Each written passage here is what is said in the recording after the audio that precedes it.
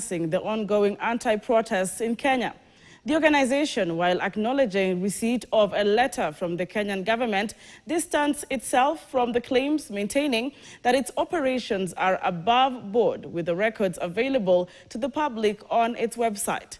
President William Ruto, while addressing a rally in Nakuru County early this week, claimed that Ford Foundation has been financing civil society groups to cause chaos. Here's Bramwell Bwire with the details.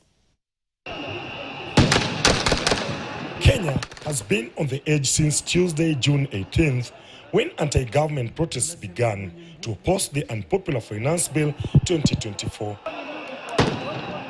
President Ruto would then reject the parliament-approved Finance Bill on June 26th, a day after the invasion of parliament by angry protesters. He later made a decision to dissolve the cabinet, roll out austerity measures, and proposed dialogue. But this had little impact on the protests. No use. A frustrated Ruto then aimed his gun at foreign players for allegedly fanning the rage of the youth through funding. The Ford Foundation was the first foreign entity to be implicated in the violence witnessed during protests against President Ruto. Mimi nataka niulize watu wa Ford Foundation watuambie hiyo pesa wanatoa ifanye fujo ndio wapate faida gani? After receiving a letter from Kenyan government, the Ford Foundation has responded, and I quote, "As charitable organization with global presence, our grant making is transparent and readily available on our website www.fordfoundation.org. This includes a database showing where our funds go, as well as highlights from our rich history in East Africa and around the world." It went ahead to say, "While we continue to acknowledge the rights of Kenyans to peacefully advocate for a just and equitable country, we repudiate any action or speech that are hateful or advocate violence against any institution, individual, or community." End of quote. Kenya is evolving in... Then, does President Ruto's statements carry any merit on this issue? We spoke to an analyst, Bernard Namsasi. This is what the Ford Foundation is saying. The Ford Foundation is saying, like, if a supplier of milk brings milk to a vendor in Kakamega, and the vendor adulterates the milk, he puts in water or blue band to make the milk strong, you cannot go back to the farmer and say the farmer supplied Kakamega town with the wrong milk. It's a matter of now interrogating what happened.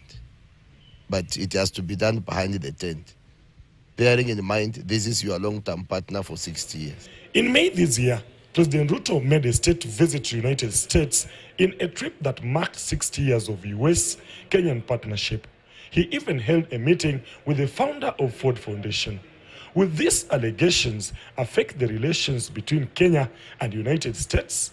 We have a lot of non-state actors supported by this foundation to supplement what government does.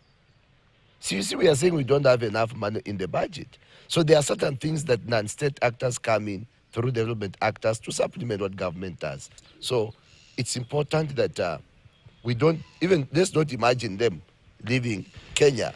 Meanwhile, civil society groups in the country have dismissed the funding allegations, accusing President Ruto himself of financing the protests by failing to listen to Kenyans. Speaking in Nairobi today, the organization said their books of record is out and the government probes its activities. The allegations that civil society organizations are complicit in promoting illegal activities undermines the invaluable work that they have done to strengthen our society and is aimed at tarnishing the perception of civil society to the citizenry we serve. Bramwell Bwire, KT News.